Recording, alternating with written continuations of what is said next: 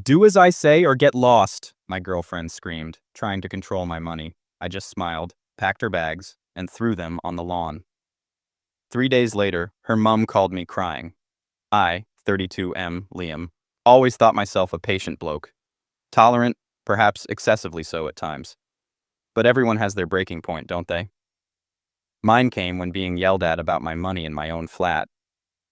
My girlfriend, Gemma, 29F, and I had been together nearly 2 years. The first year was brilliant, passionate, and fun. Gradually, things changed. Small remarks about my spending became demands. Her contributions to our household dwindled while her expectations skyrocketed. We didn't share bank accounts. I'd learned that lesson years prior. This was my place before she moved in 8 months ago. We'd agreed she'd cover groceries and utilities while I handled the mortgage and larger expenses. Seems fair, right? Except suddenly, utility bills were a bit much, and groceries became basics unless I chipped in for her fancier preferences. Meanwhile, she'd hint about needing a new laptop, designer handbag, or weekend breaks she expected me to fund. Last Friday pushed me over the edge. I received a decent bonus from work and mentioned it casually, thinking we could replace my aging telly or boost my savings. Gemma's eyes lit up. Oh, amazing! You know that spa weekend Nicola mentioned? We absolutely have to go. And I saw this stunning necklace online. I tried redirecting. Hold on, Gemma. I was thinking something more practical, maybe save most of it. Her expression shifted instantly. Practical? Are you serious? You get extra cash and your first thought isn't treating me? What's wrong with you? It's my bonus, Gemma. We can discuss doing something nice together, but I'm not spending it all on a whim, and definitely not solely on things you demand without a proper conversation. My demands? She scoffed. It's about us. Don't you want me happy? Don't you want me to look good? Your colleagues' partners have lovely things. This isn't about my colleagues, I stated evenly. This is about respecting my finances and making joint decisions. That's when she lost it. Proper shouting. Accusations of selfishness and ingratitude. How I clearly didn't love her if I wasn't ready to spend my bonus on her desires. It culminated in the classic line, delivered at maximum volume. You'll do as I say with your money, or I'll get lost. You choose. Something inside me just clicked. No shouting back, no fury. Just stark clarity. This wasn't a partnership. It was a hostage negotiation with my bank account. I met her gaze directly, smiled, a small, tight smile. All right, I said very quietly. Then I walked into the bedroom, retrieved her suitcases, and began packing. Her clothes, shoes, makeup bags. I was methodical. Folded some items, stuffed others, collected her toiletries. She followed, momentarily speechless, before resuming her tirade.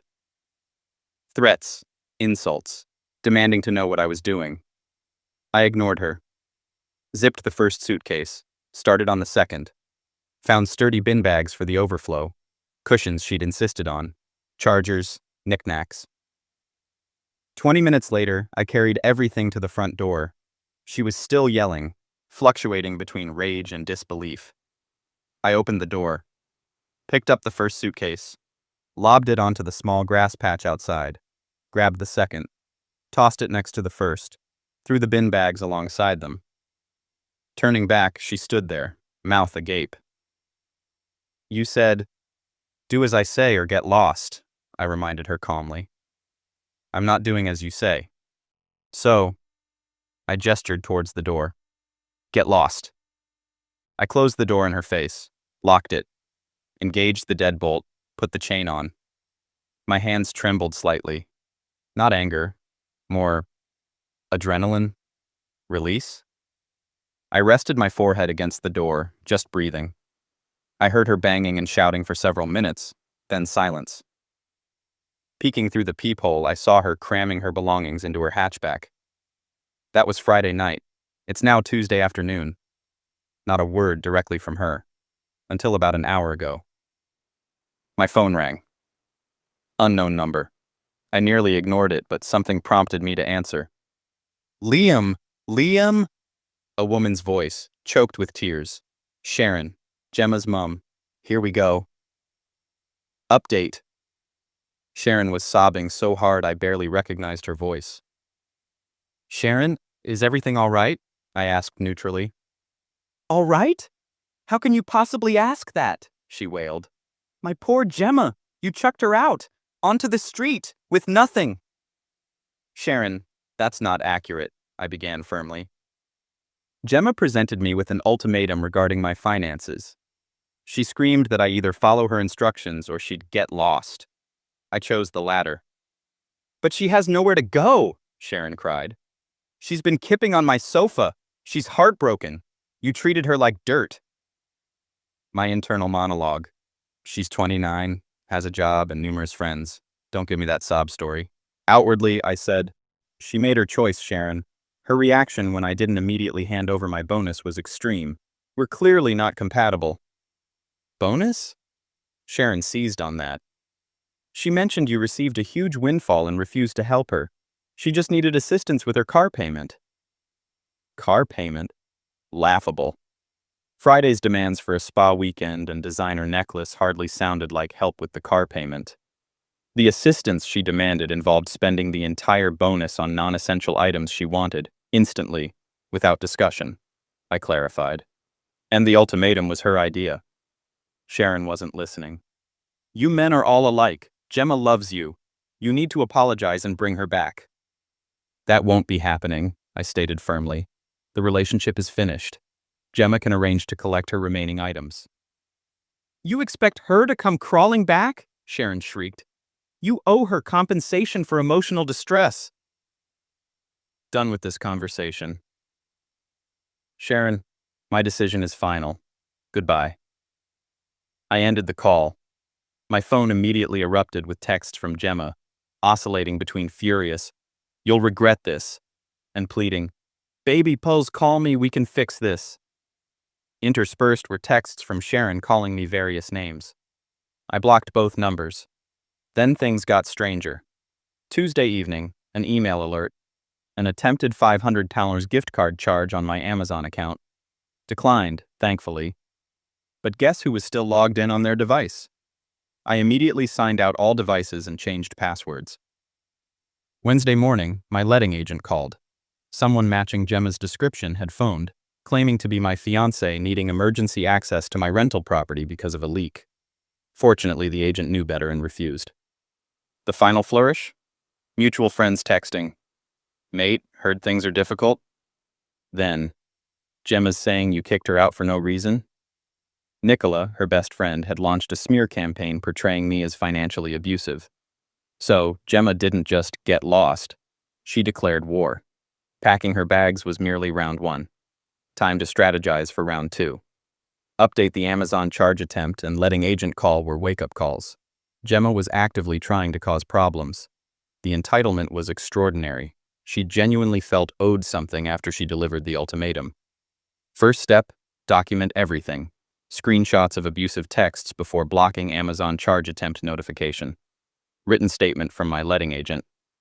Texts from friends about Nicola's rumor-mongering. Second step, security overhaul. Changed passwords on everything. Banking, streaming services, social media. Enabled two-factor authentication everywhere. Checked my credit report. All clear. Third step, the box. Collected her remaining items, books, charger, odds and ends, placed them in a small cardboard box, taped securely. Fourth step, communication lockdown. Final text to Gemma. Attempts to access my account's properties have been noted and documented. Cease contact. Your remaining belongings are boxed. Inform me by Friday when you wish to collect them, or they'll be disposed of. To questioning friends. The situation is complex. Gemma's account is inaccurate. The relationship ended following her ultimatum regarding my finances, and her subsequent actions have validated my decision. Happy to chat if you want my perspective directly. The Friday deadline passed without response. Sunday morning, I placed the box by the communal bins and sent her a final picture message before blocking her again. Now for the counteroffensive. This wasn't about revenge, but consequences and self-protection. I discovered through a sympathetic friend that Nicola had warned off a woman I'd chatted with at a work event, calling me controlling and unstable. Preemptive sabotage. And then a bill arrived for a high-end clothing subscription service I'd never heard of. Addressed to me, clearly not my style. Investigation revealed Gemma had signed up months ago using her name, but my address. She'd either obtained my card details or used a buy now, pay later service linked to my address. The initial payment slipped through unnoticed, but subsequent payments failed after I updated financial details post-breakup. Now they were pursuing a $300 debt. Not a massive sum, but it was the principal. And fraud. I contacted the company, explained the situation, provided her moving out date, stated it constituted fraudulent use, and offered to file a police report. I sent them copies of the documented harassment as evidence of her pattern of behavior. Regarding Nicola, I decided against direct confrontation but kept evidence in reserve if she escalated further. Update. It's been a month since the picture message of the box by the bins.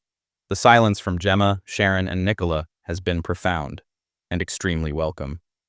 The subscription company confirmed the charges were fraudulent. They removed the debt from my name and would pursue Gemma for payment.